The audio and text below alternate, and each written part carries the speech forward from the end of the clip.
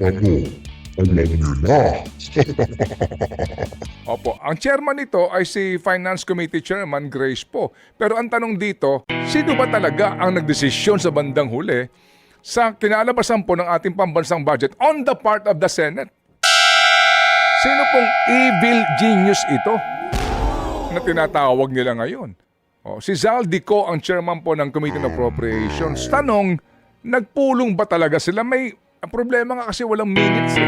Ang katwiran nyo at anong karapatan nyo, ano meron sa inyo para dagdagan ninyo ng 17.3 billion ang inyong bahay? Sino ba supplier ng computer na palpak ng DepEd? Bakit po hindi sila man lamang umalma doon?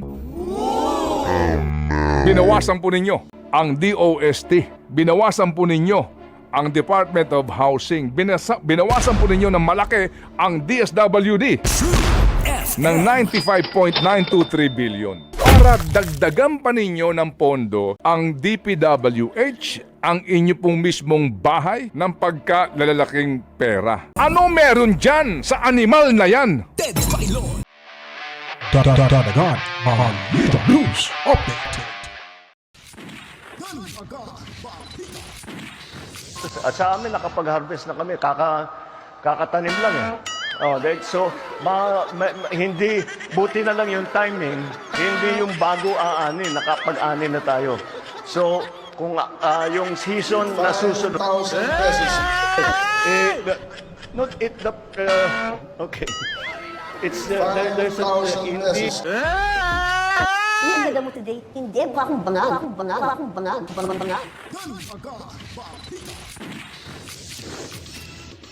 Welcome back mga kabitan. Tayo po ay nagbabalik at ngayon naman po ay medyo mainit-init ngayong pag-uusapan natin sa pagbigay, paglabas, pag-approve ng 2025 budget o national budget ho.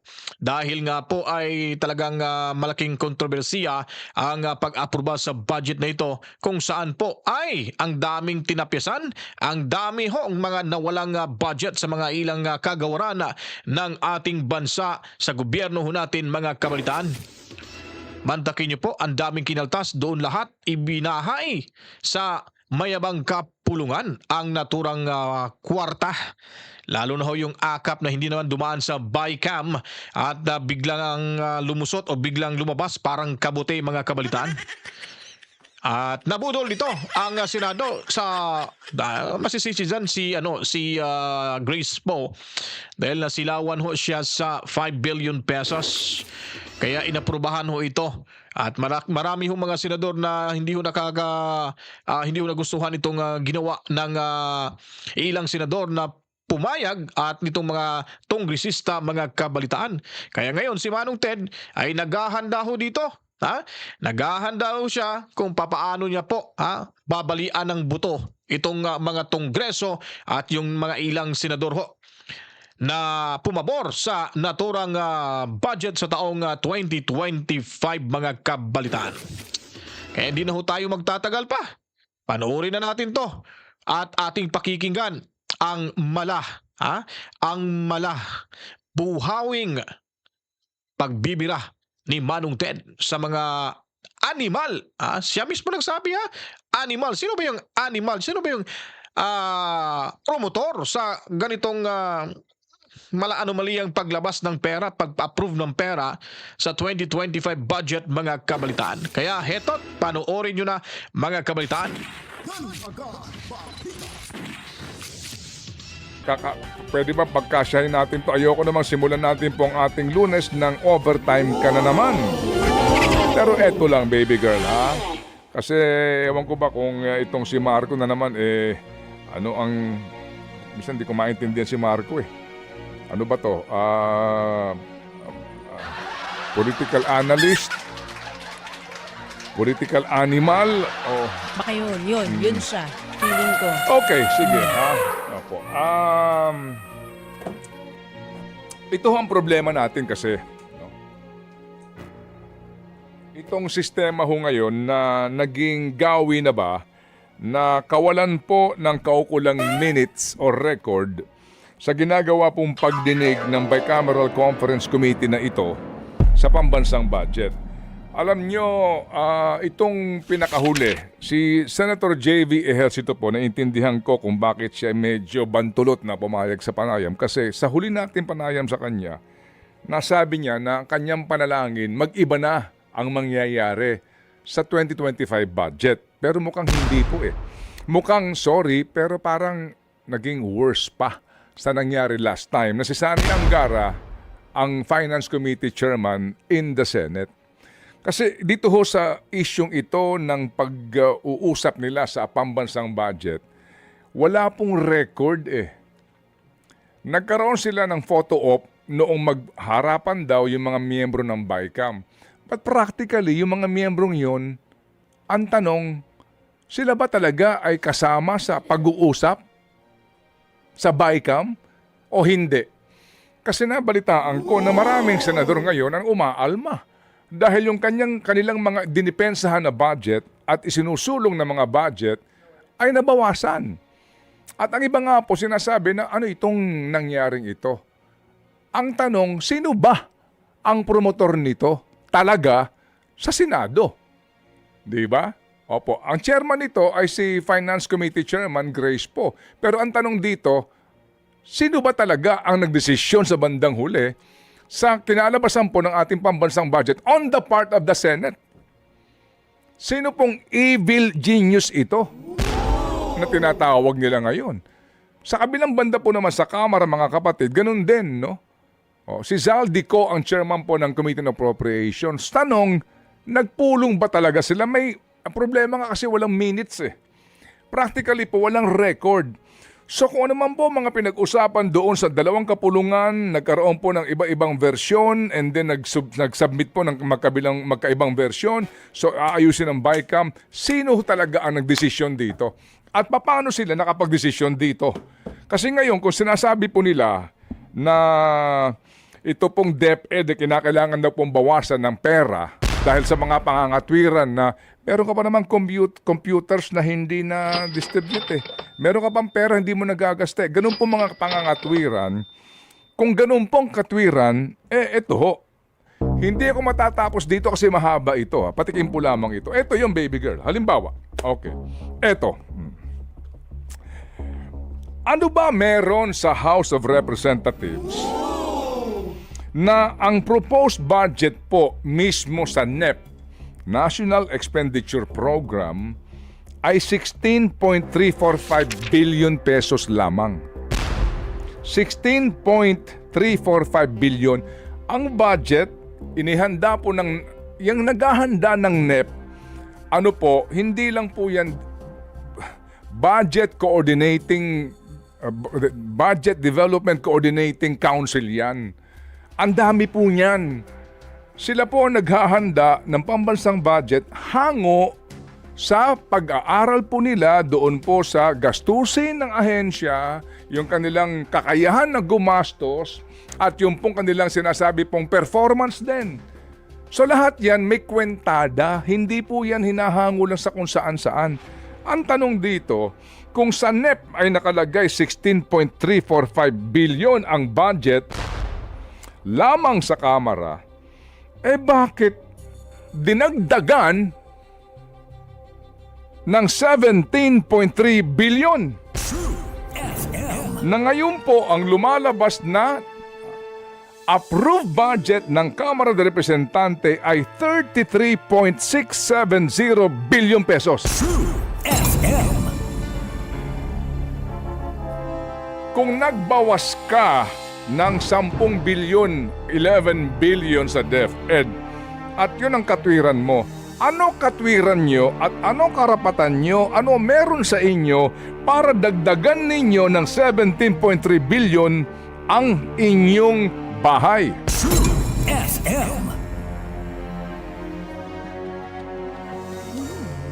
Mas malaki pa yung dinagdag sa original. Di po ba? I mean, kami po lamang ay nagtatanong. And sa palagay ko po naman, kung sinasabi nyo na ito ay pera na kinakailangan ingatan, ano ho paliwanag? Anong mathematics dito? Ano ang... Kasi nga walang record. Wala pong record, di ba? Kung paano ho ito, anong mathematics dito? Kaya nga uulitin ko po ang katanungan sa oras na alas 9:51 na.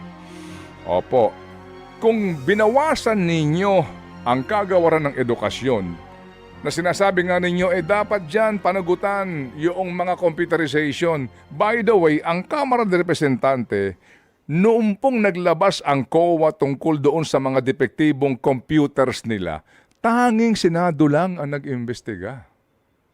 Remember? Bakit hindi nag-imbestiga ang lower house? Sino ba supplier ng computer na palpak ng DepEd? Bakit po hindi sila man lamang umalma doon? Maliban of course sa ACT Teachers Party List, di ba? Opo, sa Makabayan Black. Ako hulang naman nagtatanong. So eto, balikan natin tong isyong ito. Okay ka ba, Cha? Baka kasi Hindi, nagugulat titigil na ako. Titigil na ako. 33 billion ang budget nila. Ano ba? Bakit? Ano ba kinakain nila everyday doon? Di ba? Ay, sana matikman naman natin yan. Para saan po? Para saan? Although ang Senado ho naman, nagdagdag din ng 1.1 billion sa kanilang budget. So ngayon, ang total budget na po ng Senado ay 13.930 billion pesos. So, pero for the House of Representatives to have 33.670 billion pesos na budget for next year, ano meron? Ano paliwanag po dito? So muli, ano ang mga proyekto na idinagdag sa DPWH kasi 825 billion na? Dinagdagan mo pa ng 288 billion. Ano itong mga proyektong ito na napaka-importante sa bayan na kailangan mong bawasan ang napakaraming departamento ng kanilang budget para mo punuan itong mga dinagdagan mo? Kasi po, ang balita natin dito, madaling araw na po, nung araw po para sa kanilang sinasabing pirmahan ng committee report, nagkakaroon pa dito ng negosasyon ng kung sino-sino para po doon sa kung saan ka magbabawas dahil sa may gusto silang idagdag. So mga kapatid, eto, halimbawa, no?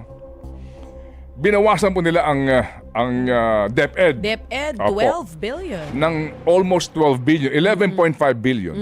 Binawasan ninyo ang mga state colleges and universities ng 7.2 billion. Binawasan po ninyo, mga kapatid, ang Agriculture Department ng 20 billion. Binawasan din po ninyo ang kagawaran ng kalusugan ng 25.7 billion. Binawasan po ninyo, of course, ang PhilHealth ng government subsidy na 74.4 billion. Binawasan din po ninyo ang DOTR ng 16.6 billion.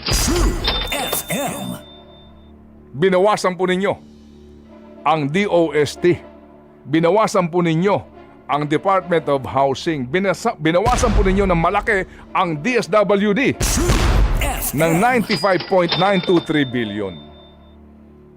So ang tanong natin, between this department and DPWH, ano ang argumento, ano ang rason, ano ang lohika para dagdagan pa ninyo ng pondo ang DPWH, ang inyo pong mismong bahay ng pagkalalaking pera?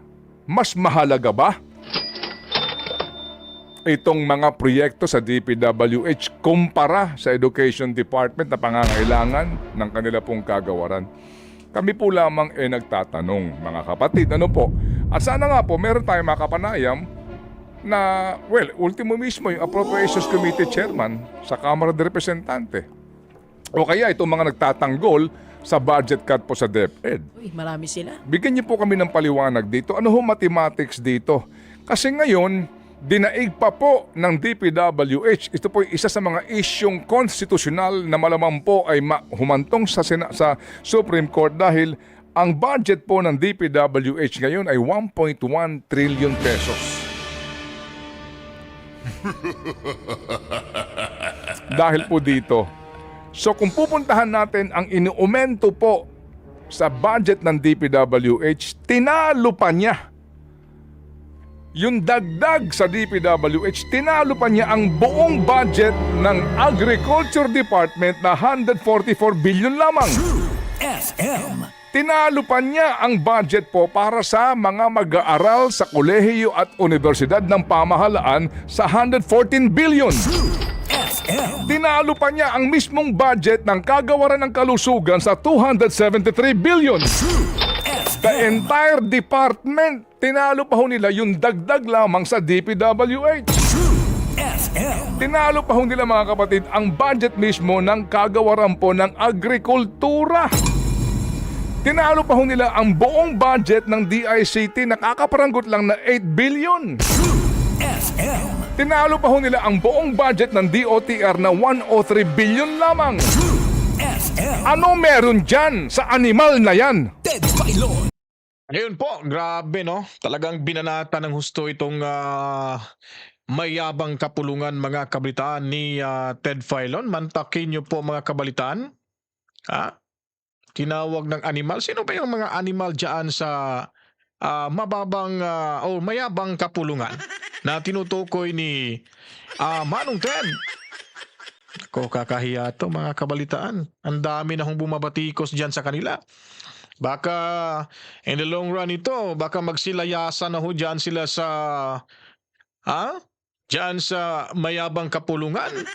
Itong mga tongresista, mga higala, mga kaibigan, mga kakampi, mga kapatid. At sa amin, nakapag-harvest na kami. Di ba? Sila nakapag-harvest na eh. Tayo, hindi tayo nakapag-harvest kasi wala tayong i-harvest. Ano sa inyo dyan? Ako hindi na ako magbibigay ng sarili kong opinion dahil ito mabigat talaga tong opinion na binabato ho ni Manong Ted dyan sa mayabang kapulungan mga kabalitaan. Talagang nakakayaw naman yung mga ginagawa nila. Ang daming tinapyas. Ang daming talagang tinapyas mga kabalitaan. Sino bang sa buong istorya ho dyan sa Kongreso sa mayabang kapulungan ay ito lang po yung Bongbong Marcos administration ang nakagawa ho niyan sa pagtapyaso. Ito ay simpleng pagnanakaw ho sa pera ng taong bayan sa pamamagitan ho nitong kanilang pagbibigay ng o pag-approve sa 2025 budget na tumataginting sa 6.352 trillion pesos mga kabalitaan.